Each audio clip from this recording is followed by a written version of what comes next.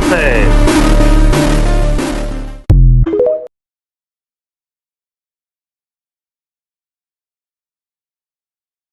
Salam, mən qarpız satıram. Təzə və şirin qarpızlar.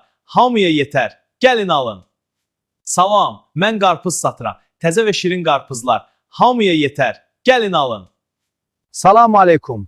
Mən bu sözləri Azərbaycan dilində deyirəm ki, hamı eşitsin və başa düşsün. С победой, товарищ! Да, с победой! Вперед к новым боям! Мы не остановимся. Ассаламу алейкум! У меня, смотрите, я буду тачка есть арбузы. Тачка, и меня зовут Имран.